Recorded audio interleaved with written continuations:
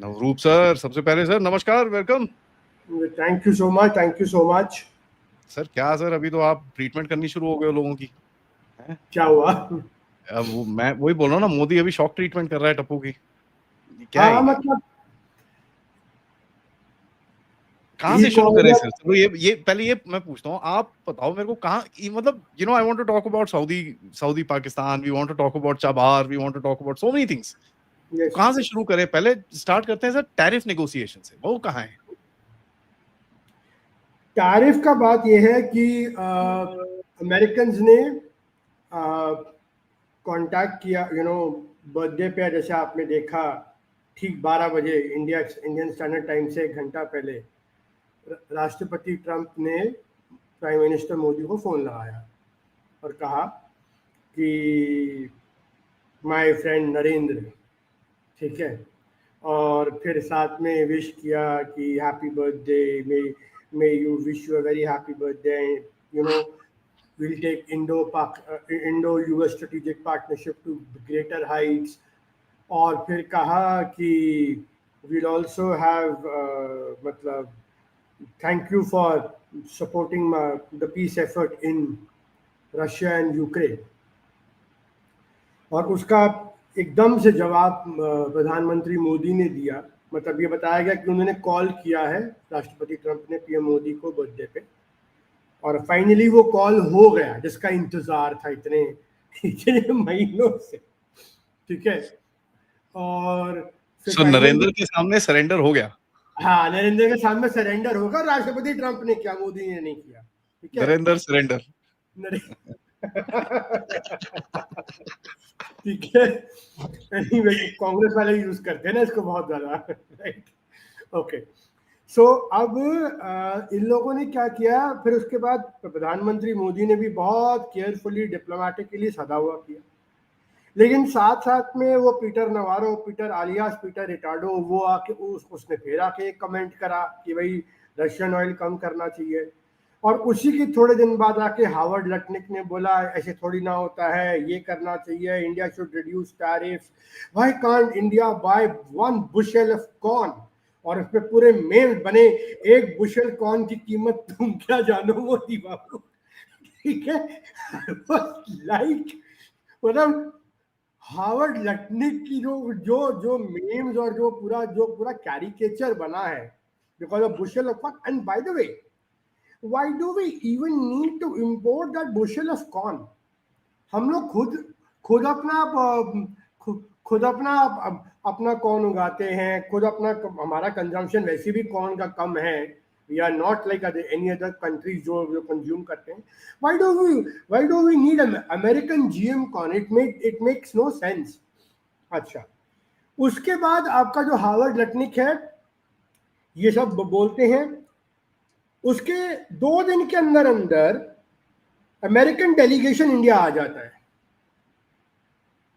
बातचीत करने के लिए, on the way to Dhaka. और फिर ढाका से अल्टीमेटली ये लोग दिल्ली पहुंचते हैं, जहां पे इस बार डेलीगेशन का मैं हिस्सा बात करने के लिए, I am surprise even MEA Jaishankar is also part of the first briefing with the delegation. And उसको बहुत जो ब्यूरोक्रेटिक स्टेटमेंट आया कि बड़ी पॉजिटिव डिस्कशन हुई, सब कुछ डिस्कशन हुआ। अब उसमें मोटा मोटी जो मुझे समझ में आया कि डिप्लोमेटिक, जब भी ट्रेड नेगोशिएशन होगी तो there will be some give and take, right? Obviously, ठीक, राइट। अब उसमें हम लोग का रेड लाइंस बहुत क्लियरली कम्युनिकेटेड है। शिवराज सिंह चौहान ने उस दिन ऑटोमेटिक उसी दिन कम्युनिकेट कर दिया that look, we can not give you dairy and agriculture access the way you want it. हमारी पॉलिटिकल सेंसिटिविटी ना, हम नहीं दे सकते हैं वो सेक्टर। फूड सिक्योरिटी है, health security, we can't give it. अब लेकिन अब उसका मिडिल वे निकालना पड़े। अब मिडिल वे, उसमें जो मुझे जो लगता है, again this is my assumption and my reading what is going to happen ultimately, ठीक है, इट मे और मे नॉट हैपन, सो लोग उसको फेस वैल्यू पे मत ले, बट मेरा एक हाइपोथेटिकल अजम्पशन है कि ये होगा, ठीक है, कि जीएम कॉर्न को इंडस्ट्रियल यूज के लिए, एथेनॉल ब्लेंडिंग के लिए import on a certain quota allow किया जाएगा।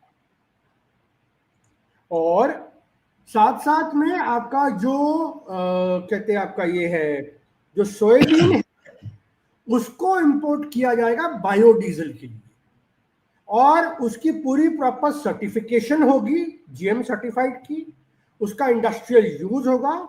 ये नहीं कि एंडलेस इंपोर्ट होगा, कुछ कोटा, डिफाइंड कोटा में इंपोर्ट होगा खाली, राइट। उसके बदले में हम क्या चाहते हैं यूएस से? हम चाहते हैं कि यूएस हमें टैरिफ फ्री कोटा दे on labour industry, labour intensive sectors like garments, like fisheries, like textiles, footwear, gems and jewellery, जो हमारा एक्सपोर्ट ओरिएंटेड सेक्टर है। अब इसमें बहुत सारे लोग कहेंगे सर कि ये तो ब्यूरोक्रेसी है, ये अलाउ कर देगी, ये तो अल्टीमेटली ह्यूमन और एनिमल फूड चेन में आ जाएगा। How do you guard rail कि ये चीज जो है इंडस्ट्रियल पर्पस के लिए ही जाए, right. Now that requires certification कि अमेरिका सर्टिफाई करके भेजे वहां से कि ये जीएमओ सर्टिफाइड है। दैट रिक्वायर्स कि आपके कस्टम्स की क्लियरेंस कितनी होनी चाहिए।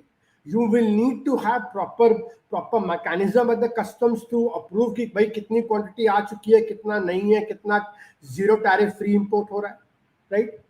एंड उसका एंड यूजेज कहाँ हो रहा है? इसका एंड यूजेज हो रहा है आपका, और वो सीधा का सीधा शिपमेंट कहाँ जा रही है।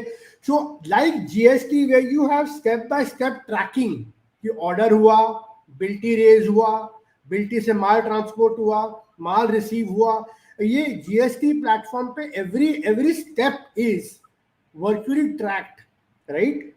सिमिलरली आपको ऐसी ही ट्रैकिंग जो है इन स्टेप्स की करनी पड़ेगी टू मेक श्योर कि अगर आप ये मिडवे अपनाते भी हैं जस्ट इन केस, तो ये चीज it this doesn't go into human and the animal food chain, because हमें बहुत सख्त इस पे एतराज है। और हमें क्या, not even as we as public, but even I would say even RSS bodies have clearly objected to this, and no government in his sane wisdom can approve this for human and animal consumption. वो तो sure है, it will be political suicide. तो ये मुझे थोड़ा सा यहाँ पे मुझे ना, ये मुझे इसका मिडिल वे मुझे थोड़ा दिखता है कि यहाँ मिडिल वे आएगा। तो ये मुझे लगता है माइनर ट्रेड ऑफ होगा। अल्कोहल प्रोडक्शन के लिए यूज हो सकता है सर, करेक्ट। स्ट्रॉबेरी, क्रैनबेरीज के लिए यूज हो सकता है, वॉलनट्स के लिए इस्तेमाल हो सकता है, वॉशिंगटन एप्पल्स के लिए भी हो सकता है।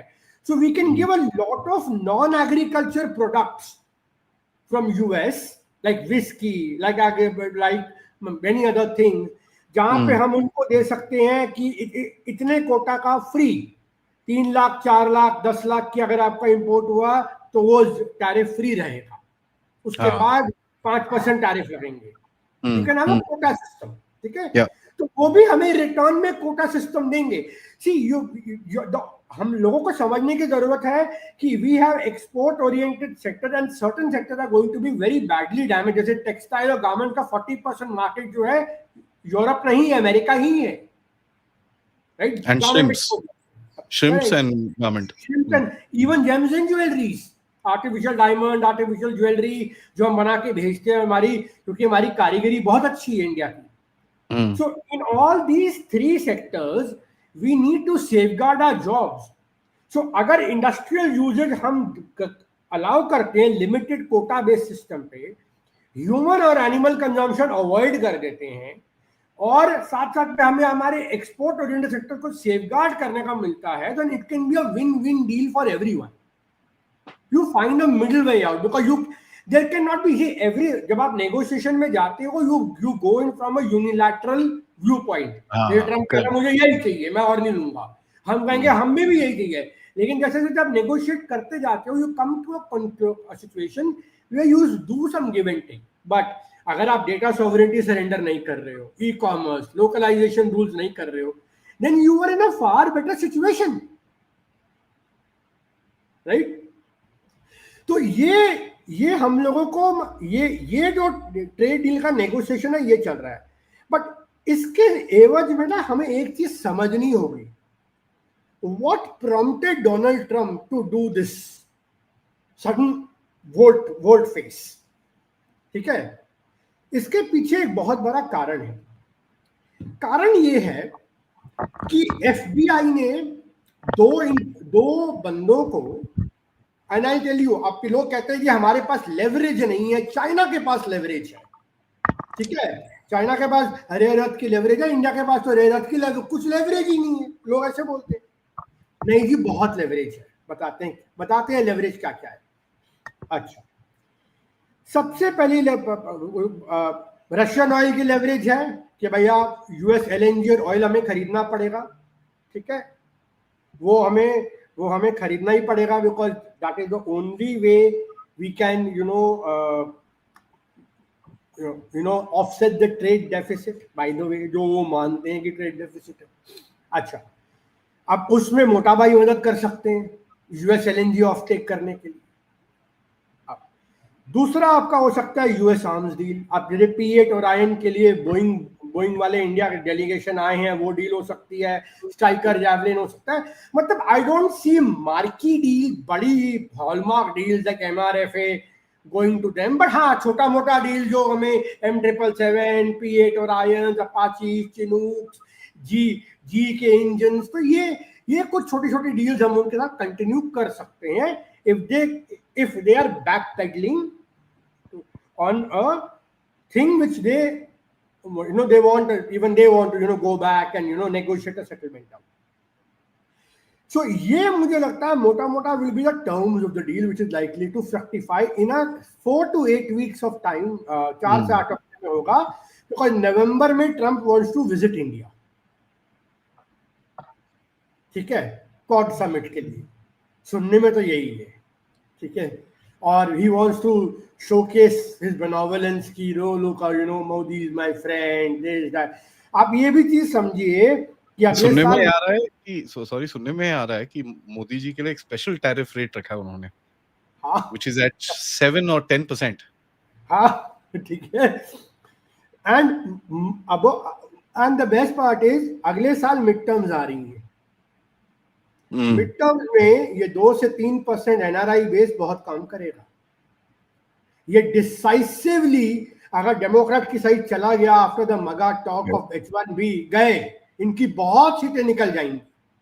जब जो ब्लू स्टेट्स में जो क्लिफ हैंगर सीटें होती ना, जो मतलब कुछ वोट से डिसाइड होती हैं, वहां the Indian vote can actually swing many seats in house of representatives, right. अब ये मुझे लगता है मोटा मोटी डील आपको अक्टूबर नवंबर तक आपको मिलेगी कि ये नवंबर तक ट्रम्प आ जाएगा और ये सब करने जा रहा है। साथ में जो लेवरेज के तौर पे आप ये चीज देखो, बहुत अच्छी इंटरेस्टिंग डेवलपमेंट्स हुई। Nvidia, the crowning jewel of America semiconductor AI GPU landscape, उसका पूरा धंधा चाइना का चौपट होने की कगार पे है। कारण कि वो GPU सप्लाई करता था और हुपर 200 GPU जो थे, I think that if my memory serves me correct, these GPUs were being smuggled via Singapore and Malaysia into China. And 2 people were caught by the FBI in a raid in Malaysia, Kuala Lumpur. And it disclosed that this kind of smuggling on a large scale cannot happen without the company in connivance. Sir, deep seek निकला, बोल नहीं chip नहीं है, भैंस की 500 NVIDIA के chips लगा रखे तुमने वहां पर। बिल्कुल। एनीवे, अच्छा, अब department of justice is investigate कर रहा है। अब the problem with Trump administration is, अगर ये NVIDIA के पीछे DOJ को छोड़ते हैं, ठीक है, so then what will happen is there will be panic in the market and people will start dumping, and the AI bubble will pop very fast. जिस स्पीड से ऊपर गया उतनी स्पीड से नीचे आएगा, which Trump cannot afford at this minute. Yeah. ठीक है, उसको साथ लेके गया लंदन। करेक्ट। अब ये क्या कर रहा है, अब ये कह रहा है कि what you do is you give me a stake, जिसकी बातचीत चल रही है Nvidia एज वेल, जैसे इंटेल में इन्होंने लिया है, ठीक है। एंड साथ साथ में इन्होंने चाइना के लिए ऑफिशियली बार कर दिए कि ये जीपीयू अब नहीं जाएंगे, और साथ साथ में ये रूमर फैला दिया कि इन जीपीयू में चिप्स है, and the Chinese took those GPUs very seriously, that rumours, and said, what if these chips are the GPUs are chip tracked, ठीक है? What if sometimes classic होते हैं सारे, they fall into 40-foot wide road, pile of shit in the middle, Chinese go face first on it. ठीक है, so and they fell for that, and they said कि maybe इसमें concern भी genuine है, what if US has a backdoor switch in those GPUs to shut down the data centers. ठीक है? That's interesting. That's a distinct possibility. US is very capable of doing this. To monitor कि कौन सा कि track करेगी कौन सा GPU कहाँ जा रहा है, कहाँ लग रहा है, और स्विच अगर हमारे खिलाफ यूज हो रहा है तो उसको स्विच कैसे करना हो, ठीक है। Ultimately, they have such advanced technologies thanks to the Israeli friends, ठीक है, and allies, right? अब उसके चक्कर में प्लस हार्वर्ड लटनिक ने बयान दे दिया कि हाँ लो हम तो आपको बेकार क्वालिटी का जीपीयू भेज रहे हैं, घटिया क्वालिटी का, सेकंड रेट क्वालिटी का, you will get addicted to it, और फिर बाद में हम इसे बंद कर देंगे। वो क्या हुआ, Chinese took 1 and 1 + 1 = 11 and they told their companies of ByteDance and everyone कि इसको बंद करो, no more import, और जो आया वो डिप्लॉय नहीं होंगे। हम हुआवी के कम वाले चिप्स डिप्लॉय कर लेंगे, कम जीपीयूज डिप्लॉय करेंगे, बट हम ये चिप Nvidia के चिप नहीं देंगे। नाउ Nvidia का Chinese market contributes 20 to 30% of Nvidia's revenues. Now, when the Chinese market is being walled off by the CCP to Nvidia को अपनी प्रॉफिटेबिलिटी मैनेज करनी है, आपने लाखों का बिलियंस ऑफ डॉलर्स का इन्वेस्टमेंट कमिट कर दिया जीपीयूज के लिए और एआई के लिए। And the problem with Nvidia is that Nvidia's competitors in the market, like Meta, like Google, like Microsoft, they are also developing their own GPUs, and they are also backward integrating their own AI systems. So even they cannot help Nvidia. So a problem ये आ गई, how does Trump administration deal with this? You can't say. So now you see, now there is a commitment of overcapacity and less demand. अब India, Modi ji should call up Trump and say, कितने chips हैं sir आपके पास, जरा बताना, हम सारे ले लेते हैं। Exactly. I'm coming to that point. So now you see a big tech consumer of America, which was somewhat integrated with China, is now decoupling. ठीक है? So by putting these sanctions on chips and GPUs, you have not only forced China to go on self-reliance, but you have made them decouple. And long term में आपके लिए ये बहुत खतरनाक साबित होगा, because this will lead to Chinese going totally independent of US supply chains, right? But इसका second ring effect क्या है? अब चाहे मेटा हो, चाहे इंटेल हो, चाहे आपकी ये बिग टेक की कंपनी Nvidia हो, इनको माल बेचने के लिए, जीपीयू बेचने के लिए, डेटा सेंटर चलाने के लिए, they require alternate market. Now, which is the biggest alternate market? The market has to be India. But obviously, अब इंडिया में एक टेक इकोसिस्टम है, हम लेने को तैयार हैं, और हम चाइनीज की तरह चोर भी नहीं है कि भैया तुम्हारा माल लेके उल्टा सीधा इस्तेमाल कर लेंगे और रिवर्स इंजीनियरिंग कर लेते हैं। हमारे लोग बड़े सीधे साधे हैं कंपैरेटिवली इस मामले में, ठीक है। अब मैं वो चीज नहीं बोलूंगा, अब बदमाश हो गए, बट हाँ, सो देखो ब्लैकवेल जीपीयूज तो वो आपको नहीं देंगे क्योंकि वो उनके लेटेस्ट वाले हैं, नहीं, लेकिन हुपर वो दे देंगे आपको, ठीक है। तो टेक्निकली ट्रेड डील में हमें एक और पॉइंट ऐड करना चाहिए, यार जरा एक्सेस दे दो ना ऊपर जीपीयू का न्वीडिया को बोल के, we are ready to absorb. आपका 10% का लॉस हुआ चाइना में, हम एब्जॉर्ब करेगा, हमें दो ना। That will be a bloody masterstroke, यार. That way, and plus everyone has to understand that a big tech का arbitrage भी है।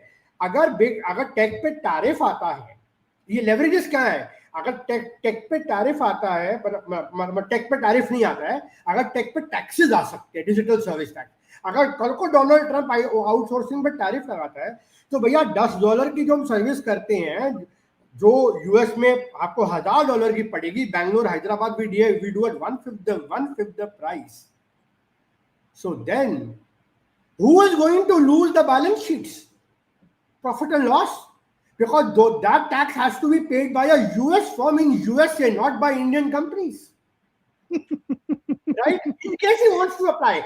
So now what that does is, that will kill their fat bottom line, their profit loss, their arbitrage, and that will mean less money for research and development and AI development, which means they can't hit on services at all and outsourcing at all.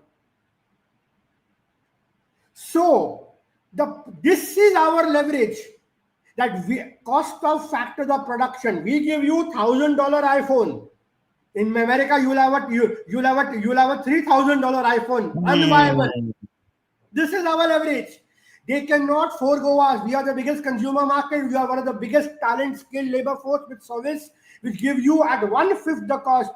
And if you want any geography to absorb your excess capacity on AI and tech, it has to be the Indian market. Look at ChatGPT. It has launched a 399 rupees plan for specifically for India. Why? Because they see you as a consumer market. They do not want to leave you. So this is what want alag hai sir, they can't. Okay. So now the next thing which is going to happen, अब कल आज सुबह Huawei ने और नए lineup पूरी launch करी है कल जीपीयूज की, कि 25 में ये आएगा क्वार्टर के, 26 के पहले क्वार्टर में ये आएगा, 26 के दूसरे क्वार्टर में ये आएगा, पूरी लाइनअप लॉन्च करिए। और वो कह रहे हैं कि हमें NVIDIA को कॉम्पीट नहीं करना, उसके बराबर का चिप नहीं बना रहे। अगर हम उससे 70% के चिप की आउटपुट वाला चिप भी बनाने में कामयाब हो जाते हैं, जो हम हो गए हैं, और हम उसको मल्टीपल बहुत लेयर बाय लेयर लगा लेते हैं और प्रोडक्ट में प्रोडक्ट इंटीग्रेशन करते हैं at mass scale, we will give a better output compared to US at a lower cost to the world. Wow. The scale, right? So now the big tech will have to compete with the Chinese AI, and for them, the biggest consumption market is India. They cannot forego that. That is the leverage we have. Servicing as well as market both. And which is why Donald Trump and अब जो federal reserve ने जो कल परसों rate cut किया, sorry मैं इसको पूरा इकोनॉमिक्स समझा रहा हूँ, फेडरल रिजर्व ने जो कल रेट कट किया 25 बेसिस पॉइंट का, ये क्यों जरूरत है? अब ये लिक्विडिटी फ्लो करेगा, बैंकों में जाएगा, lower for longer financial repression किया जा रहा है, जबकि इन्फ्लेशन अभी भी 3% है, 2% पे नहीं गया, लेकिन फेड ने रेट कट कर दिया। इसका मतलब this is the new normal. And why this is the new normal? Why do they want to do it? Because tech को सपोर्ट करने के लिए लिक्विडिटी चाहिए। ये लिक्विडिटी कहां जाएगा? This will go in BFSI sector, banking and financial services US पर dominate करता है, और ये जाएगा आपके artificial intelligence based tech companies के अंदर for more capex. Okay, because they need to keep that bubble afloat for longer, नहीं तो फुस हो जाएगा पूरा सर वो। Exactly. So this will be a bigger blast than the dot-com blast. Right? So which is why this bubble will be fueled by आप नवंबर दिसंबर के बाद ऐसी रैली देखोगे यार ये क्या हो गया, ठीक है? Because the liquidity is going to flow. The Fed has said कि मैं 25 के 2 और कट करूंगा. The crazy free money is going to float in the world once again. So what's going to happen? They will overinflate themselves. Correct. There's no way out because only when you overinflate and क्या होगा, money take में जाएगा, money banking financial में जाएगा और money जाएगा crypto में, stable coins में, बिटकॉइन। वहां पर अब आओ जरा सऊदी अरेबिया और पाकिस्तान में। ओके, तो ये आप समझ गए, ये हमारी लेवरेज है ऑल टुगेदर, जो ट्रेड डील में तो ये चल रहा है। हाँ, अच्छा, लेकिन अमेरिका है हरामी, ठीक है, बहुत बड़ा हरामी है, दोगले एक नंबर के। एक जगह कहते हैं माय फ्रेंड नरेंद्र, दूसरी जगह कहते हैं ये लो जी छाबार पोर्ट का हमने जो सैंक्शन वेवर है आपका कैंसिल कर दिया, ठीक है, 29 सितंबर से, और यूके यूरोप सबने जो है स्नैपबैक सैंक्शंस भी लगवा दिए आपके ऊपर, ठीक है, मतलब सॉरी ईरान के ऊपर, फॉर कि भाई वो कोऑपरेट नहीं कर रहा न्यूक्लियर फिजाइल मटेरियल में। Now this gives a dilemma for India because this will put our Chabar port strategic access to north-south transport corridor, Central Asia, our Afghanistan access into quandary. क्योंकि अगर Chabahar के ऊपर entity और trade पे sanction आ गए तो you will have a difficulty, and this will be UN based sanction apart from US based sanction. This is going to be a double whammy over here. UN कर पाएगा sir ये कि Russia वो automatically deal का हिस्सा थे जेसीपीओ के। I actually feel bad for the Iranians. They're going to suffer.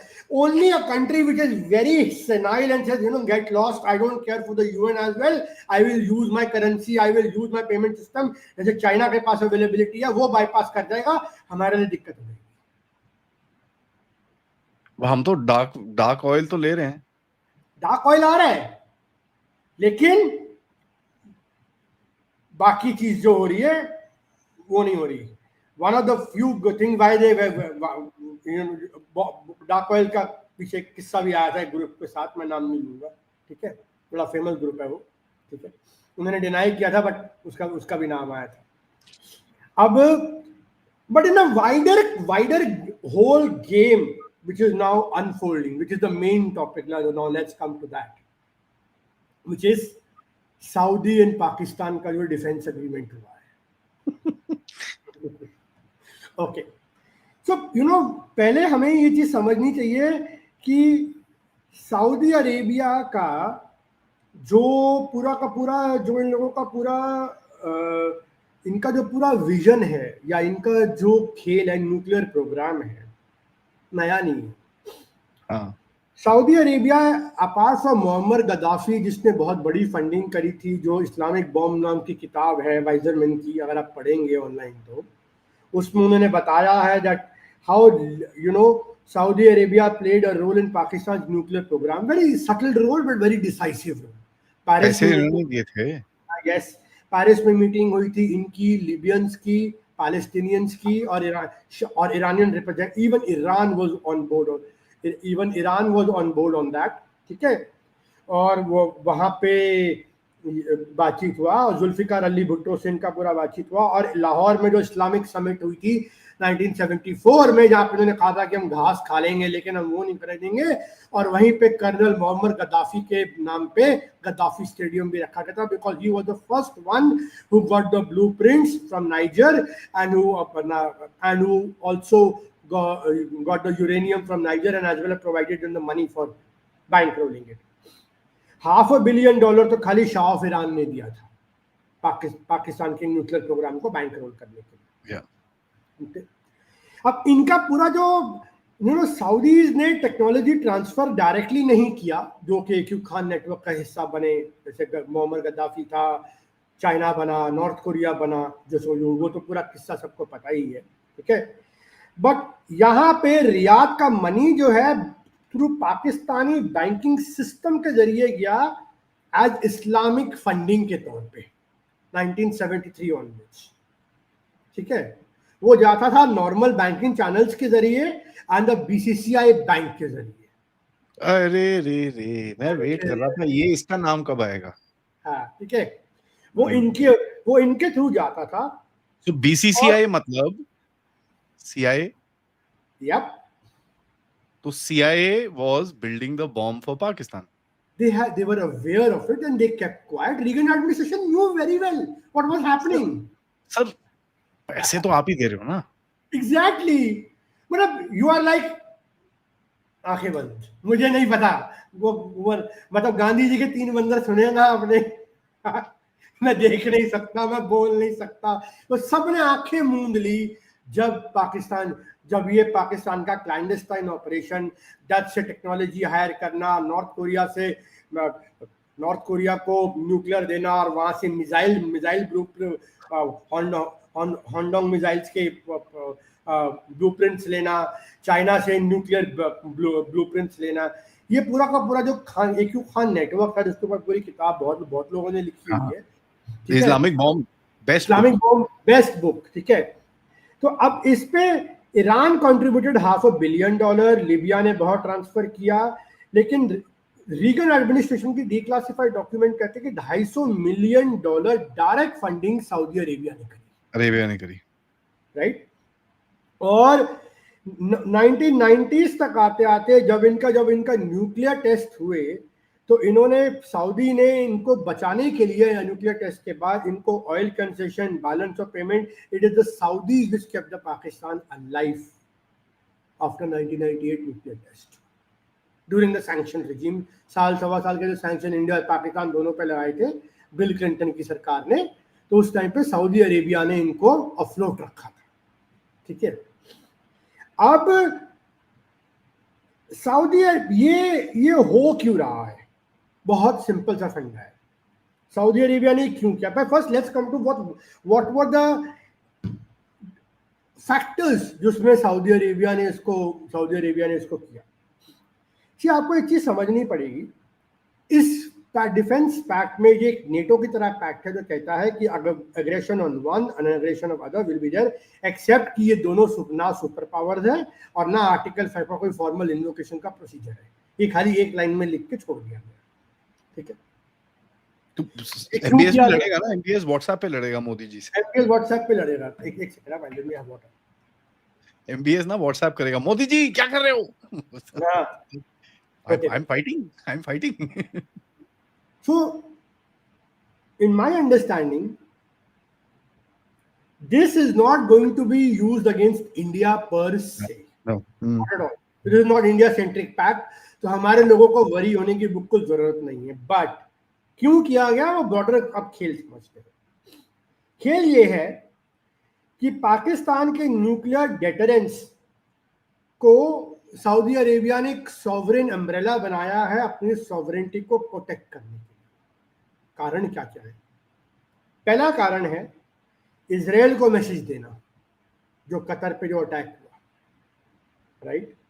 और एक ये जियोपॉलिटिकल रियलिटी है कि इजराइल एक डोमिनेंट पावर बन के उभरा है on the Arabian continent, middle east में, जहां पे वो विलफुली कहीं भी स्ट्राइक कर सकता है एट इट्स विल. सीरिया में किया, लेबनान में किया, ईरान में जाके ओपनली उन्होंने किया, इराक में वो मार सकता है, यमन में वो मारते हैं जाके ओपनली उनके F-35. दो they fly over the Saudi Arabian ice पे. सऊदी अरेबिया को कोई दिक्कत नहीं है अगर वो उनकी स्पेस यूज भी करते हैं डिफेंस करने के लिए, बिकॉज सऊदी अरेबिया के अपनी कोई मिलिट्री नहीं है. You have to understand that they don't have an infantry of that kind, they don't have a military of that kind. It is all outsourced to USA for oil. Right? तो first position ये clear हो गई. दूसरा क्या हो रहा है, उनको यूएस के साथ थोड़ी सी ना दिक्कत है. अब क्या दिक्कत है भाई? अगर यूएस आपको सिक्योरिटी गारंटीज दे रहा है, लॉजिकल माइंड में क्या मतलब है आपको पाकिस्तान के साथ जाके एग्रीमेंट साइन करने का? यूएस की एयरफोर्स बेस है, पैट्रियट मिसाइल सिस्टम्स डिप्लॉयड है, उनके बड़े बॉम्बर जेट्स वहां पर खड़े हैं. Then why do you need Pakistani nuclear deterrents? Makes no sense. But इसकी भी पृष्ठभूमि है. नंबर 1, इसका किस्सा चालू होता है राष्ट्रपति ओबामा के आते 2009-2010 में, जहां पे जब सेक्रेटरी क्लिंटन स्टेट डिपार्टमेंट में होती है, एक प्रेसिडेंशियल स्टडी डायरेक्टिव है ओबामा एडमिनिस्ट्रेशन का PhD 11, जो आज तक क्लासिफाइड है और ट्रंप ने भी उसे डिक्लासिफाई नहीं किया है।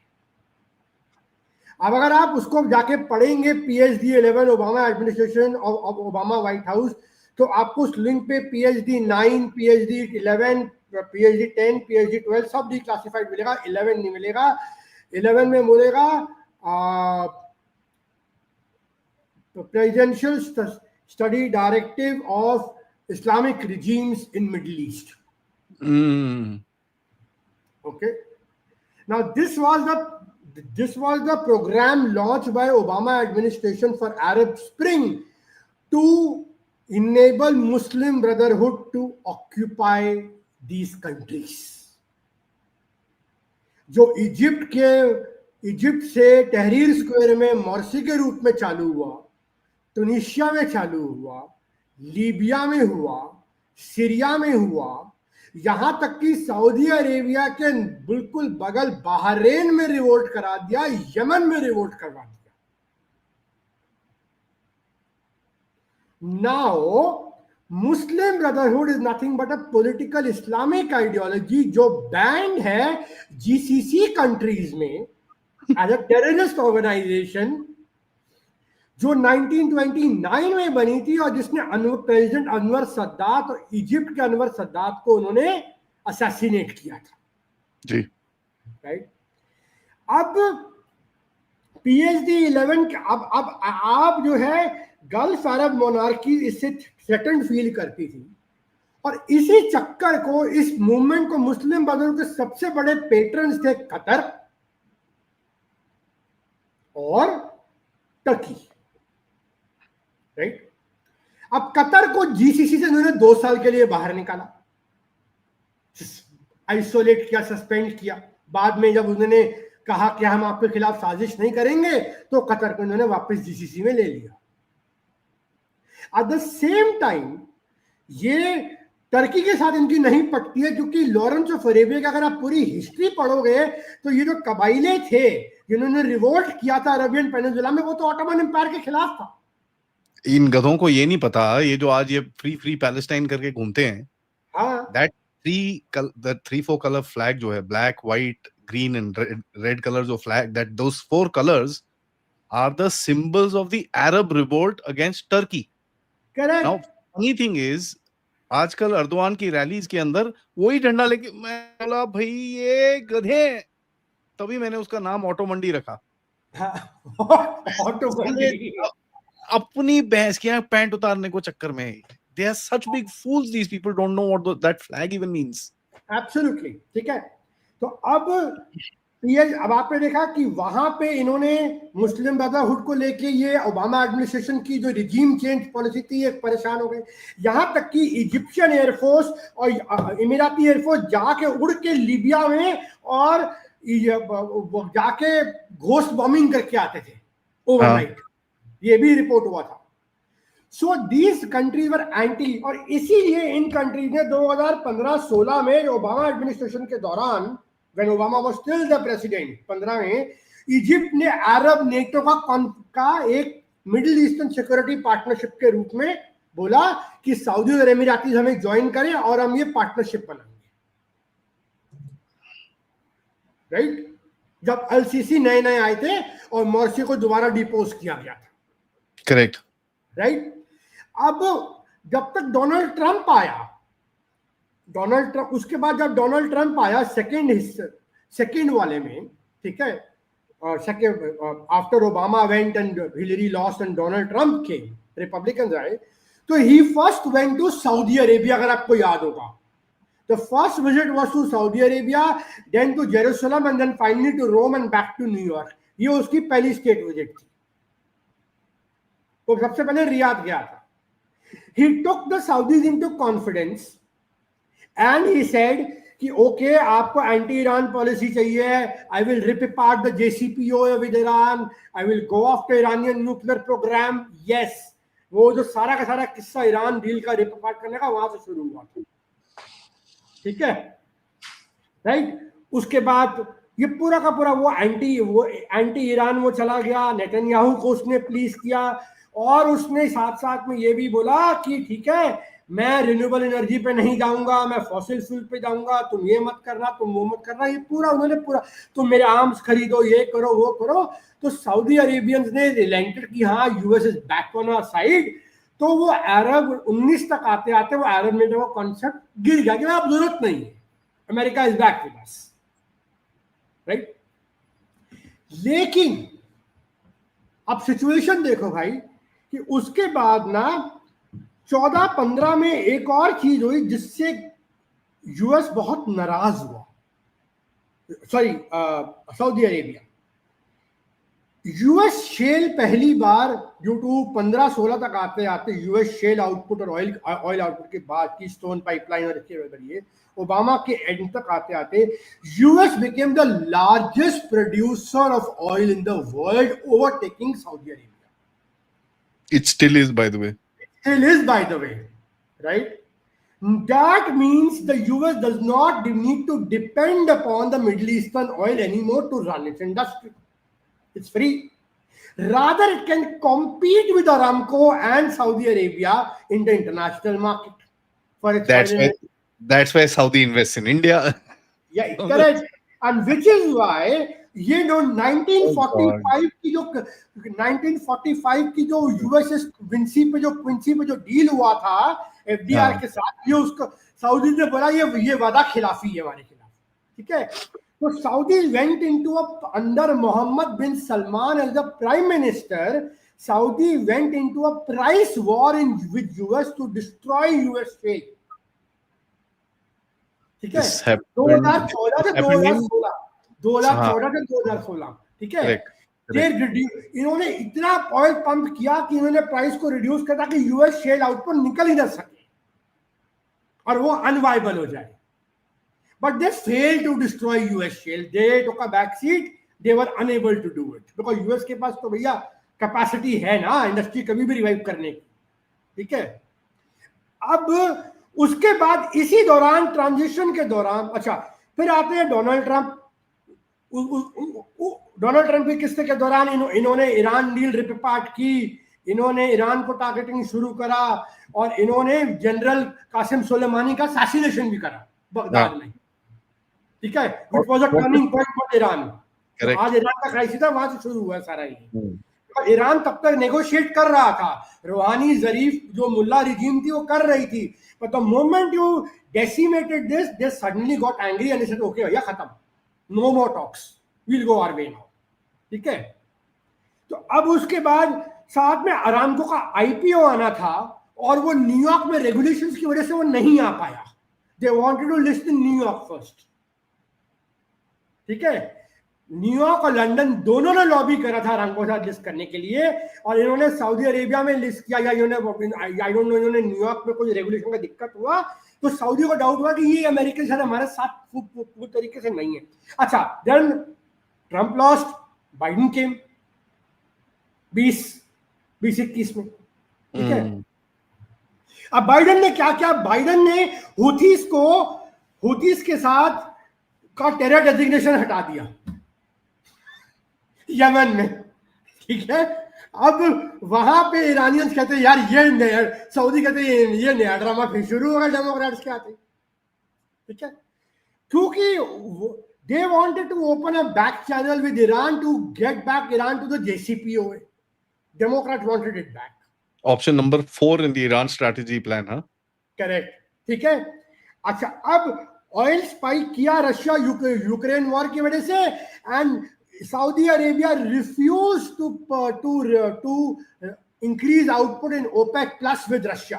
Saudi with Russia at that time to hit at Democrats. Why? Because Democrats and their human rights lobbies were also going at Mohammed bin Salman for that Khashoggi journalist murder at the Saudi consulate in Turkey. Yeah. Right? So this all MBS was very कि क्या चल रहा है यार। Democrats आते हैं, shell unleash कर दे रहे, ट्रंप आता है वो ईरान को टारगेट करता है, वो करते हैं। अब ये फिर दोबारा बाइडेन आए, फिर दोबारा मेरे पीछे पड़ गए, ह्यूमन राइट वाले मेरे पीछे छोड़ दिए। अच्छा, और ये शेल को भी ये शेल को भी बंद कर रहे हैं, और ये तो ग्रीन मैंडेट ला रहे थे, ईवी कर रहे थे, जिससे ऑयल की कंजम्पशन और वो तो ड्रॉप करनी थी। और ट्रम्प आया, उसने दोबारा ईरान को टारगेट करना शुरू कर दिया। करेक्ट, ठीक है। So now the Saudis are saying, boss, this cannot continue. How long? Because one thing was certain, that the moment the administration changes, there was a certain change in policy. Right? Depending upon neocons, Republicans, Democrats में भी liberals भी हैं, progressives भी हैं. अब जो progressive lobby है Democrats में, AOC वाली और वो वाली ममदानी वाली, they are totally pro Palestine. वो तो जनरल के नाम नारे लगाते हैं. अच्छा, बीच में ये भी मांग उठ गई थी कि 9/11 की रिपोर्ट को पूरा डिक्लासिफाई किया जाए और सऊदी अरेबिया से उस कोर्ट केस पे रिपैट्रिएशन मांगे जाए. सऊदी अरेबिया से नहीं मांगेंगे, पाकिस्तान से मांगने पड़ेंगे उनको फिर. नहीं, मतलब यूएस कोर्ट में एक केस चल रहा था. सर वीजे तो सीआईए वालों ने दिए उनको, भैंस की यहाँ.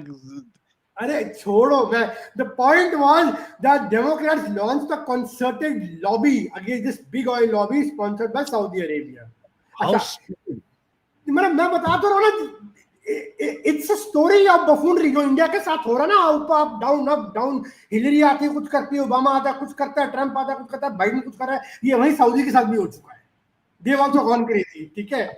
अच्छा, अब उसके बाद क्या हो रहा है, तो जब ये डाउट आया कि भाई अब हम क्या करें, यार आज we see what America is doing with the European allies in NATO and how they are ill-treating, Ishiba in Japan और साउथ कोरिया कि भाई हमें अपने बेस तो हमें दे दो, हमारी सॉवरेन टेरिटरी हो गई, ट्रंप ने यहां तक मांग लिया. So now the Saudi Arabia, क्या ये डिपेंडेबल है?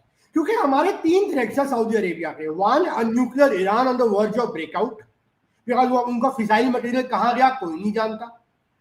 2, a dominant Israel which can hit anywhere and any time, ठीक है. 3, एक्सपेंशनिस्ट टर्की जिसकी अब एक प्रॉक्सी रिजिम सीरिया में भी आके बैठेगी. Correct, right. ऑटोमन एम्पायर है, वो अपना को खलीफा समझता है और वो मुस्लिम ब्रदरहुड का पेट्रन आज भी है. राइट. सो नाउ ये जो ट्रायम्विरेट बन गया कि एक शिया ईरान, एक सुन्नी गल्फ मोनार्की, एक जूइश इजराइल जो डोमिनेंस चाहता है, एक ऑटोमन टर्की जो चाहता है. Now there are competing interest in the Middle East जो आपस में जॉसल कर रहे हैं. राइट. अब इस चीज को अपने आप को प्रोटेक्ट करने के लिए जो कन्वेंशनल आर्म्स उनके वेपन्स हैं, अपने आप को प्रोटेक्ट करने के लिए उन्होंने पाकिस्तान से ये अग्रीमेंट किया कि अगर हमारी सॉवरेनिटी पे कल को कोई यूएस में दोबारा रिजीम चेंज होता है, यूएस की रिजीम चेंज हो जाती है, डेमोक्रेट चाहते हैं, और फिर दोबारा कोई अरब स्प्रिंग कोशिश किया जाता है जहां मोनार्की को तबाह करने की कोशिश होती है, मुस्लिम ब्रदरहुड टारगेट करता है, टर्की एक्सपैंड करता है. So we must have a nuclear deterrence at our disposal to protect the monarchy and a nuclear deterrence that America will say, हाँ रख ले यार, तेरा ही तो है. हाँ, क्योंकि उन्होंने तो, हाँ correct. So Pakistan, what does it offer? It offers the manpower कि हाँ भाई लड़ लो.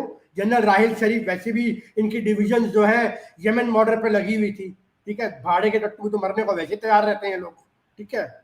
राइट. तो ये पाकिस्तान वहां भी करने को तैयार है.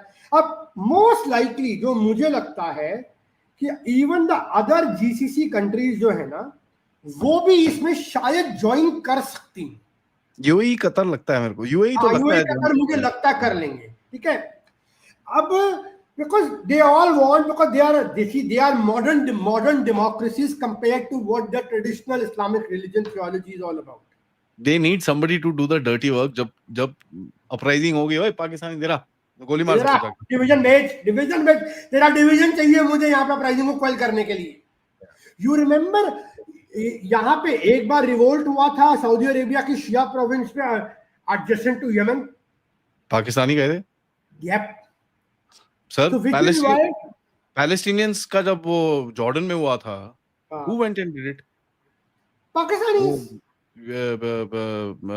that यार what's his name, that dictator Ziaul Haq himself killed 20,000 Palestinians. बिल्कुल. So पाकिस्तान अब इसमें क्या होगा, इसमें इंडिया के लिए कोई डायरेक्ट कॉन्सिक्वेंसेस नहीं है. हमारे लिए दिक्कत क्या होगी कि अच्छा, अब सऊदी अरेबिया के 1993 के बाद का लिंक समझ लेते हैं. इन्होंने 98 में किया, इन्होंने 2023 में इनको पाकिस्तानी सेंट्रल बैंक को 2 से $2.5 बिलियन का बेल आउट दिया, जिसकी एवज पे इनको IMF बेल आउट मिला.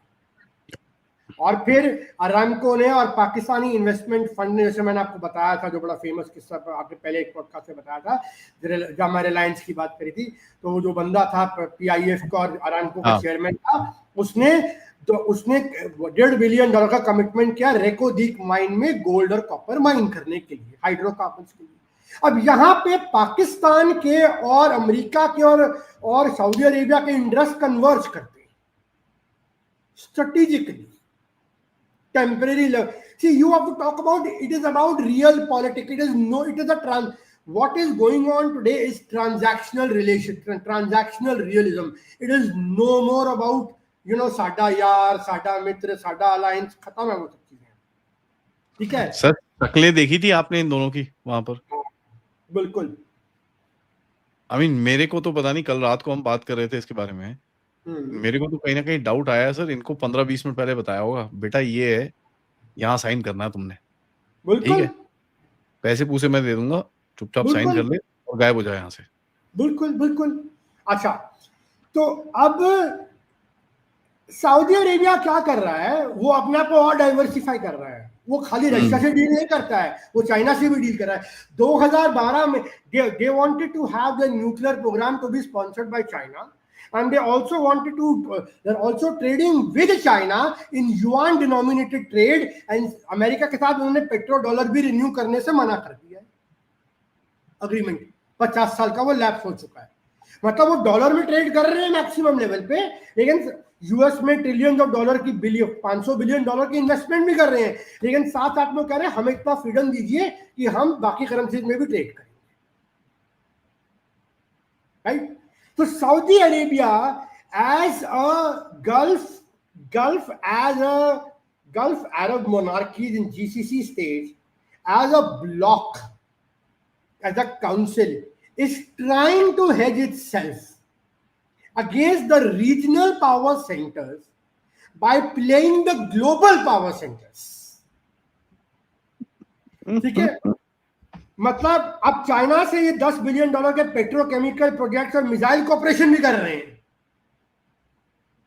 रशिया के साथ ये OPEC+ में भी बात करते हैं.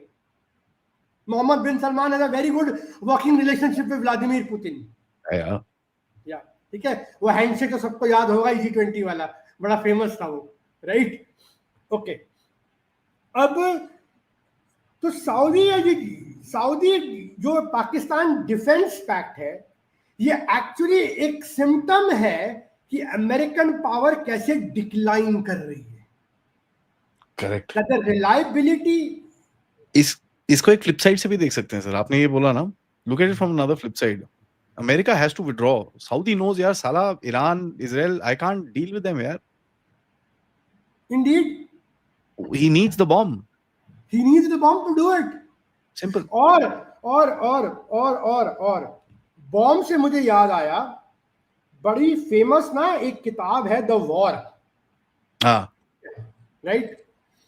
जिसमें लिंजी ग्रैहम के साथ इनका पूरी बातचीत है. ठीक है. तो MBS की. तो let me read that portion out of you. Lindsey Graham. हाँ, वही जो लिंजी ग्रैहम 500% लगाओ भारत पे. ये वो वाला जोकर है. The carrot the US continued to dangle in front of MBS was the prospect of a serious bilateral defense cooperation agreement with the United States. It would mean that if Saudi Arabia was attacked, the US would come to its defense. It's a big fucking deal, Graham reminded MBS. ठीक है.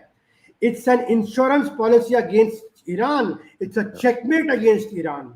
MBS pointed out to the anger on the street at situation in Gaza. he could not possibly sign the treaty with Israel unless there was some commitment to march towards a Palestinian state over the arc of time. But after October 7, Graham knew that Netanyahu and Israeli society has hardened even more firmly against a two-state solution. Right? MBS said he still wanted to enrich uranium in Saudi Arabia to diversify his energy sectors into nuclear power. Graham said in reply, well, that's going to be hard to do because people are afraid you'll create a bomb. And MBS said, I don't need uranium to make a bomb. I'll just buy one from Pakistan. There you have it. Okay. There you have it. So this is about Saudi nuclear deterrence. This is not aimed at India, but this is we are not to worry about. Even if Emiratis or the Qataris join, we are not to worry about because we have a similar defense agreement with Qatar of mutual protection, of protecting Qatar as a state. By the way. Yes, we are obligated to, by the way, protecting Qatar. Qatar, exactly, right? Okay.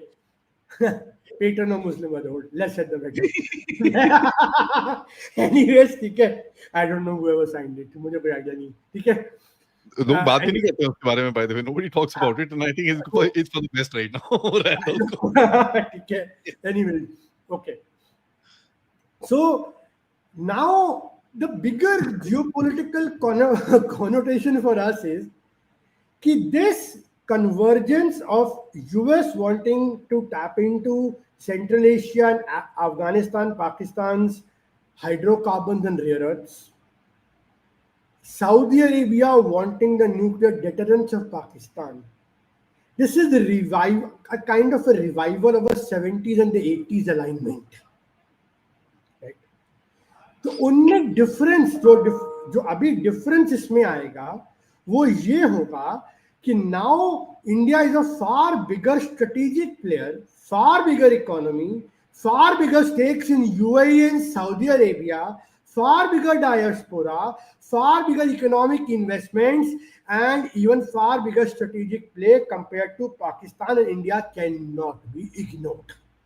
Sir, मैं बता रहा हूँ 2 महीने के अंदर, within 2 months, either Modi ji will be going to Saudi or somebody from Saudi is coming here.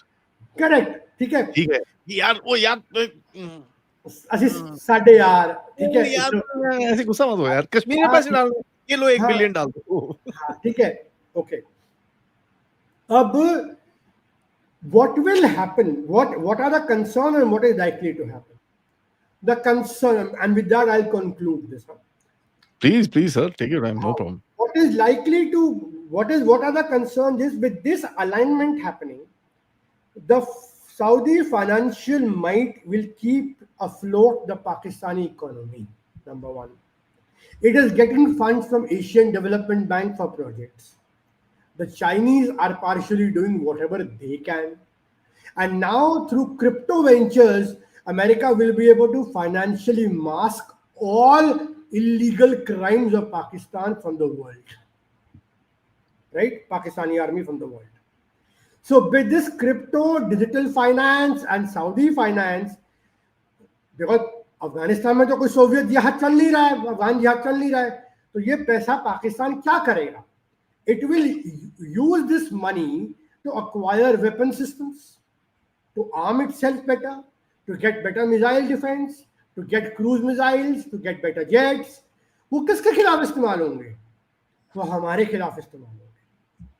और वो pipelines कहाँ से आएंगी आर्म्स की? वो क्या वो आर्म वाया सऊदी अरेबिया पास किए जाएंगे ताकि यूएस बोले हम नहीं दे रहे, या वो वाया टर्की पास किए जाएंगे जो नेटो एलाय है.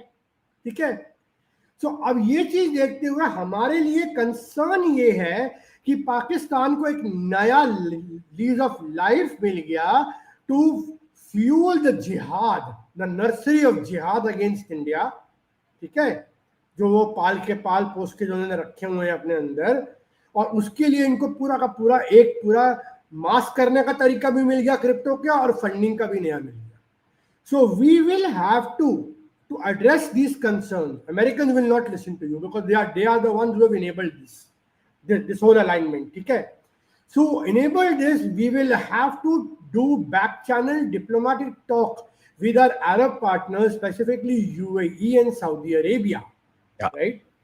Ki bhaiya, make sure that that no such arms are passed and amounts, whatever you do, is properly accounted and it is not used against Indian interest. And God forbid, if Pakistani sponsored terror groups commit any attack on India and India is forced to retaliate in self-defense, then this mutual defense agreement will not come in between. And you trust my word, the Saudi Arabian will say, हमें कोई फर्क नहीं पड़ता आप लोग जो आपस में जो मर्जी करें, हमें खाली उनका न्यूक्लियर डेटरेंस चाहिए अपने आप को प्रोटेक्ट करने के लिए. So we are trying really hard. We are speaking to both the sides. This is a very complicated They situation. want to mediate, they want to talk, right? And we call upon the Indian, we call upon the Pakistani, establishment. We call upon the Indian. Call upon both the sides to de-escalate. यही drama जो हमने बालाकोट में सुना, पुलवामा में सुना, यही जो हमने पहलगाम में सुना, यही शब्द दोबारा बोले जाएंगे. कुछ नहीं होगा. पाकिस्तान ऐसा करके देखेगा. अरे भाई दुबई एंड सऊदी अरेबिया के जो सारे आपके सॉवरेन वेल्थ फंड है, कितने मैसिवली इंडिया में इन्वेस्टेड, आप लोगों को पता है? रियल एस्टेट से लेके स्टॉक एक्सचेंज से लेके सारे के सारे आपके इंफ्रास्ट्रक्चर प्रोजेक्ट्स में. सर वो कश्मीर तक में इन्वेस्टेड हैं sir. Exactly. I mean So मैंने बोला ना, we have bought that leverage. If Apple is invested in India, if Google is invested in India for $6 billion, they will prevail on the White House to do not do harakiri. And similarly, these investments will make sure for people, because no one can let go 1.4 billion consumer market of the world, the largest consumer in market, because China is not a consumer market, it is an export driven market. Sir, today तो we also have that tail in their hands. अभी ये जो इतनी आपने जो refining capacity बना रखी है, आप अगर हिल जाओ ना, सऊदी की पूरी ऑयल मार्केट हिल जाएगी. Indeed. अच्छा, अब ये रशियन ऑयल पे आए. अब उस पे अगर हम रशियन ऑयल कम कर भी देते हैं 5%, 10%, लेट्स से हम 40% से 32 से उसको 27 पे ले आते हैं और वो 5% हम यूएस की तरफ डाइवर्ट कर देते हैं. ठीक है, यूएस खुश, ट्रम्प एडमिनिस्ट्रेशन को देखो इंडिया ने कंप्लाई करना शुरू कर दिया, तो US gets a way, Trump gets a way to wriggle out of it. बाद में कितना बढ़ रहा है कितना कम हो रहा कोई नहीं देख रहा, उसका नेट इंपैक्ट कितना लिमिटेड होगा कोई नहीं देख रहा, लेकिन आपने कुछ परसेंटेज घटा दिया, will be sufficient to put the US happy and get these extra 25% off. एक महीने के लिए हटा दो, अगले महीने से फिर शुरू हो जाओ. Exactly. अल्टीमेटली वो इसी पे ही कुछ ना कुछ कॉम्प्रोमाइज होगा, because you have to understand, आपकी जैसी बड़ी इकोनॉमी को, जैसे लेवरेजेस जो आपकी टेक में है, मैन्युफैक्चरिंग में है, एक्सपोर्ट में है, you can not give it up. वो गिव अप करने को तैयार नहीं है, वॉल स्ट्रीट नहीं गिव अप करने को तैयार है, सिलिकॉन वैली नहीं गिव अप करने को तैयार है, रशिया उसकी नहीं मान रहा, चाइना उसकी नहीं सुन रहा है. Correct. So it is enough. It needs no desperate deal. Soybean farmers, corn farmer Arkansas में, आयोवा में चिल्ला रहे हैं, 25% जो उठाते थे सोयाबीन, चाइना ने एक नहीं उठाया इस बार. It's a crisis which is happening. The Donald Trump administration doesn't, and it is trying to camouflage that all is well by pumping a stock market. और अब ये फेड की लिक्विडिटी से तुम और पंप करोगे, इस तरह स्टॉक मार्केट में उसी चल रही है. माय गॉड, ठीक है, तुम आर्टिफिशियली स्टॉक मार्केट को पंप करके रखे हुए हो. Ponzi scheme है. It's a Ponzi scheme which you are running. So the whole Saudi-Pakistan defense agreement does not make a material impact on India's ties with the Arab nations. They raise certain concerns which can be addressed diplomatically and strategically behind the doors. तो ये मोटा मोटी तौर पे ये पूरा का पूरा खेल हुआ है. And this is very interesting play what has happened, because this shows that there is declining trust of United States even in the Arab world. So this is called the treatment that Modi ji has begun of Donald Trump. Exactly. Dr. Narendra Bhai Damodar Das Modi and patient name Donald Trump 00. अब वो number आप देख लो, पता नहीं कितना कौन सा कितने पेशेंट मोदी जी ने क्योर कर दिए. Yesterday, even the South Korean president, who's by the way of the communist South Korean president, even he said that we cannot fully rely on US for our security and China for our economics. वो भी strategic autonomy और इसकी तरफ जाना चाहते हैं, looking at what India and Russia are doing. Yeah. So we have set the trend. इसीलिए हमसे खुंदस ज्यादा है. Sir, I think we discussed it. It was Prime Minister Modi who rung the bell for the multipolar world. Correct. Enough. आपने 114 Rafale की deal आप देने जा रहे हो फ्रांस को MRFA में. आप रशिया के साथ सुपर सुखोईज करने जा रहे हो जो Su-35 के बराबर 4.5 जनरेशन जेट पे बनेंगे. अब नए वाले चीज वही होगी, खाली नाम आपने हाइब्रिड एडवांस जेट कर दिया है. ठीक है, एवियोनिक्स मुझे समझ में आता क्या हो रहा है, राइट. तो आप ये चीजें कर रहे हो, वहां से वो आ रहा है, उसके बाद S-400 के एडिशनल यूनिट्स आप दे रहे हो. तो अमेरिकन बोल रहे हैं साडा की होया, असि किथे गए. एंड इसमें सबसे बड़ा कटने वाला अगर किसी का है, pardon me to use that language, it is Pakistani and Pakistani अवाम. उसमें तो कोई डाउट ही नहीं है सर, वो तो कल दिख रहा था उनकी शक्ल में. मतलब they have sold the highest bidder. I'm surprised. उसको ये you know we have a very self-defeatist policy. जहां पे मैंने कुछ एक्सपर्ट्स को सुना बोलते हुए, अरे पाकिस्तान कितनी बढ़िया लॉबी करता है, पाकिस्तान कितना बढ़िया ये काम करता है. You have to admit they don't have the card but they play so well. I said अपने आप को बेचना, अपनी एड्रेस को बेचना, अपनी इंटरेस्ट को बेचना, अपनी आवाम को बेचना, उसको रेडिकलाइज करना, उसको बर्बाद करना, अगर ये सक्सेस है, मेरे को ये सक्सेस नहीं चाहिए. Look at the parameters you're judging by them. What industry have they built? What technology? What manufacturing? What services have they built? Nothing. What? Do they have a space program? Do we have an indigenous defense program? है ना sir, space programme है ना sir, SUPARCO sir. क्या बात कर रहे हो sir, ऐसे मत बोलो सर. Anyway. यार चंद्रमा तो कुछ नहीं कर सके. I protest this. नवरूप जी झूठ बोल रहे हैं. अच्छा ठीक है.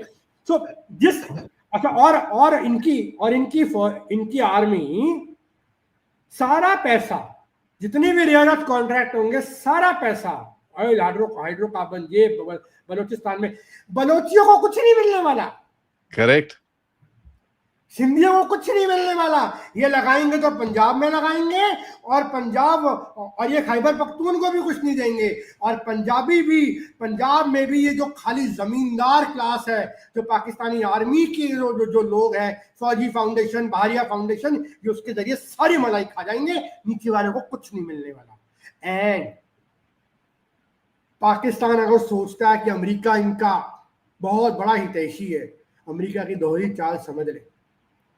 आप अमेरिका के स्टेट डिपार्टमेंट ने BLA की मजीद ब्रिगेड को डिक्लेयर किया टेररिस्ट ऑर्गेनाइजेशन, लेकिन वही पाकिस्तान, चाइना जब वो रेजोल्यूशन लेके UN पे गए तो इसी US, UK और फ्रांस ने उसको शूट डाउन कर दिया कि नहीं, ये उसका हिस्सा नहीं, UN कमेटी का हिस्सा नहीं बन सकते. क्यों नहीं बन सकते सर? डबल क्रॉस बोलते हैं ना, तो double cross.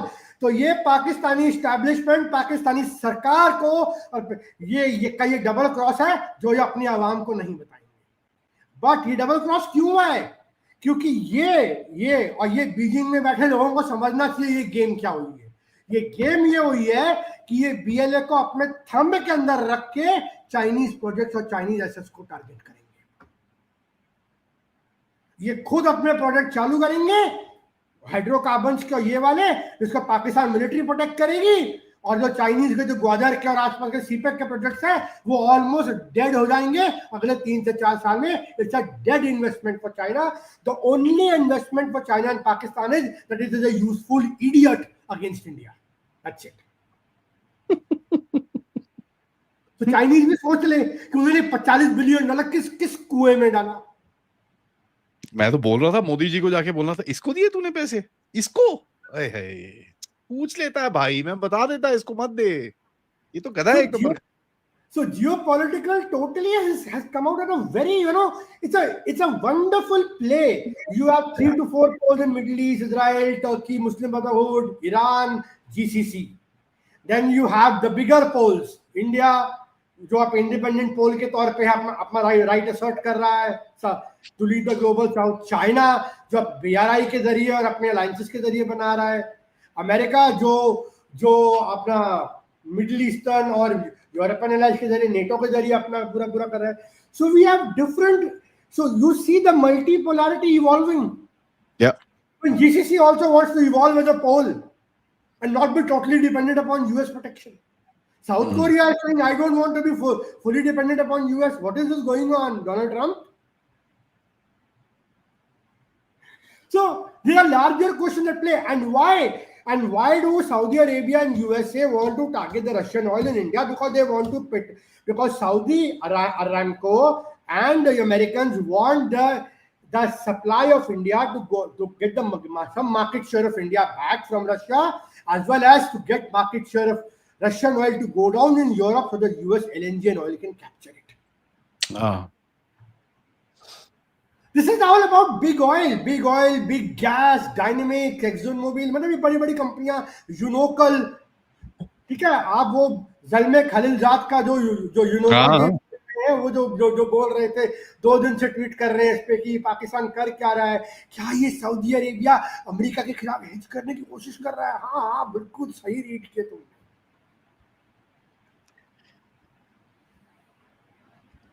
No, you see this is a very wonderful play going on. It's a very complex time. It's a very difficult time. And at this time, I would once again conclude to say, our government has played brilliantly. There are still challenges. जैसे अब Iran sanctions आ सकते हैं चाबार पे. There are still going to be. US is not going to leave your background. They tried in Nepal. They've tried in Bangladesh. अब बांग्लादेश में, Myanmar में आप चाहते हैं कि आप रेयर अर्थ करिए, अमेरिका के साथ प्रोसेस करिए. हाँ सर, मैं रात को by the way what are the US special forces doing in Bangladesh and Myanmar, I have got the entire details. JD Vance के ऑफिस में मीटिंग हुआ था जहां पे ये प्रपोज किया गया था कि रेयर अर्थ को प्रोसेस किया जाएगा तो इंडिया की मदद ली जाए. So now you see why Donald Trump has gone soft, and because this will be part of the deal most likely as an uncertain part. ठीक है, कि इंडिया में है प्रोसेसिंग. शाम को पूरा एक्सपोज करने वाला हूँ ये what are the special forces actually doing there. Correct, क्योंकि स्पेशल फोर्सेस बैठी है ना, क्या कर रहे हैं वो लोग. बिल्कुल. So in a way you see, look at what is happening. On one side, America is working with Pakistan and Saudi Arabia in Balochistan and doing rare earth mining. On the other side, they want to involve India into rare earth mining and processing in Myanmar. You see at the beauty, and at the both sides, the loser is China. Because its rare earth monopoly will go down. Yes. So, घंटी अगर कहीं बजनी चाहिए तो वो Beijing में घंटे बजने चाहिए, घंटे नहीं बजनी चाहिए. So, अब क्या G2 डील होगी? क्या डोनाल्ड ट्रंप जाएंगे बीजिंग बात करने, जो वो जाना चाहते हैं एपेक समिट के बाद कोरिया से? Let's see. He is desperate for a deal with Xi, because American farmers की और सारी टाप तो एनवीडिया की भी लग चुकी है. So very interesting times. I think we'll follow it up in the next podcast whenever you know. Absolutely sir, absolutely. But आप जाने से पहले मैं एक छोटा सा वीडियो दिखाना चाहता हूँ. ये है एक हमारी पाकिस्तान की बड़ी ब्रिलियंट जर्नलिस्ट, इसका नाम मेरे को पता नहीं है, बट बहुत ब्रिलियंट है. हाँ, यहाँ नीचे लिखा है एक्चुअली, आसमा शराजी, ठीक है. बट प्लीज सुन लेते हैं सर, 30 सेकंड का छोटा सा वीडियो है. मैं बस सबसे रिक्वेस्ट करूंगा उसको ध्यान से सुनिएगा. This is very critical. Okay, अगर सऊदी अरब पर हमला होता है तो पाकिस्तान पर हमला तस्वुर किया जाएगा, और अब अगर पाकिस्तान पर हमला होता है तो वो सऊदी अरब के ऊपर हमला तस्वुर किया जाएगा। फिर ये कहा गया है कि अपने ये दोनों की जो दिफाई सलाहियत है उसका इंजमाम भी होगा। दिफाई सलाहियत का मतलब ये है कि पाकिस्तान एक न्यूक्लियर पावर है, पाकिस्तान के पास न्यूक्लियर हथियार हैं, पाकिस्तान के पास दिफाई सलाहियत में मिसाइल हैं, जो कि कल मैं पढ़ रही थी कि जिनकी सलाहियत ना सिर्फ इसराइल को मार करने के कर सकती है, बल्कि अमेरिका तक को टारगेट जो है वो पाकिस्तान कर सकते हैं। अगर सऊदी अरब पर हमला होता है तो पाकिस्तान पर हमला तस्वुर किया जाएगा, और अब अगर पाकिस्तान पर हमला होता है तो वो सऊदी अरब के ऊपर हमला तस्वुर किया जाएगा। फिर ये कहा गया है कि अपने माय गॉड, मतलब भाड़े के लिए हुए न्यूक्लियर ब्लूप्रिंट्स, भाड़े फंडिंग से बनाया हुआ न्यूक्लियर प्रोग्राम, तुम्हारे न्यूक्लियर साइट्स पे, चाहे वो नूर खान हो, चाहे वो किनारा हिल्स हो, ठोक के बजाया ब्रह्मोस के जरिए, ठीक है, चले हो इजराइल को मारने और अमेरिका को मारने।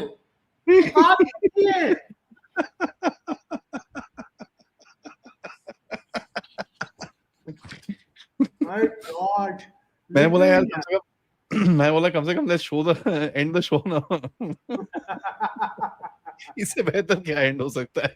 अमेरिका को रॉकेट मारेगी ये बैठ के। अमेरिका रॉकेट, ओए ओए ओए ओए ओए। अरे एक और है नजम सेठी का, वो भी बड़ा है, स्वीपर सेठी। हाँ, चलाओ वो तो नजम सेठी की तो एक सेकंड फिर मैं वो भी चला देता हूँ, बिकॉज वो भी उसने भी यही चीजें बोली है। मैंने बोला भैंस की आग, इसको क्या हो गया? ठीक है यार, he's a little off। ये देखो, हाँ, मैं बोला यार ये तो थोड़ा सा बंदा, आई मीन ठीक है, इंडिया का नाम आता है तो पाकिस्तानी वैसे भावले हो जाते हैं, बट यार ये क्या है? So by the way let me introduce, her name is Bimbo, okay? Ayesha, इसका नाम आयशा नाज और समथिंग, यार आयशा नाज। इसको सुनते हैं। और अब पाकिस्तान जिस किस्म की मिसाइल डेवलपमेंट्स हो रही हैं, Pakistan can also reach Israel.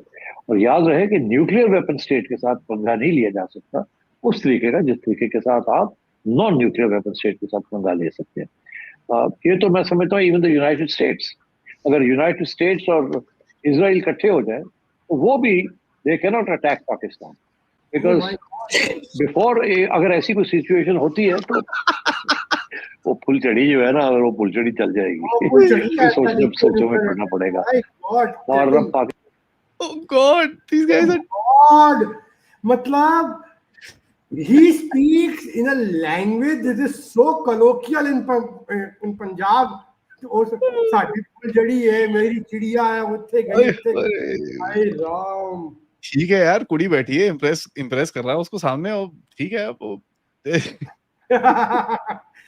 Nawaz का आदमी है, PMLN का आदमी है। And that bimbo sitting there smiling, can she, I have an open challenge for her. Can she point at Israel on the map? Just point it one time. Forget anything else. Just tell me where Israel is on the map.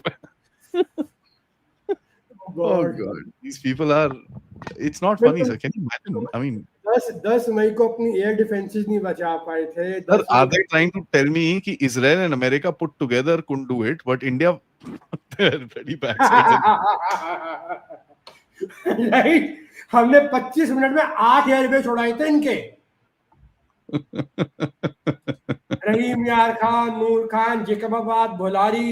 Oh God. Oh God. अरे sir, no यार, अभी तो sir मैं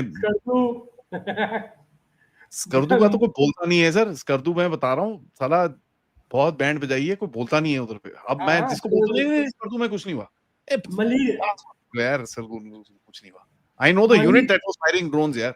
I don't want to say sir, Malir में मारा है, स्कर्दू में मारा है। एक कराची में एक बंदा साला मेजर खड़े होके सेल्फी ले रहा था HQ9 के सामने, ना HQ9 बसी ना मेजर बचा। He put the selfie online. Oh, Indians, I'm waiting for you. We triangulated it and tuck bloody the drones went in and hit him. Exactly. Yeah. ये इनको कुछ, अब मैं चलो मैं एक चुतरी आपके सामने छोड़ देता हूँ। मैंने बहुत डिगिंग करी है इनके ऊपर एंड अभी भी मेरे पास सीक्रेट्स हैं for Sindoor which are not been told in public, but I will reveal one. There was a huge fight between Babar and Munir, ठीक है, air chief and the army chief.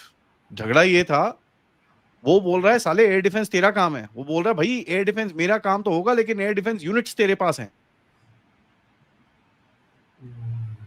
Air defence in Pakistan is run by the army, not by the air force. तो air force के पास long range missiles और ये सब चीजों को counter करने का है, ballistics and all that nonsense.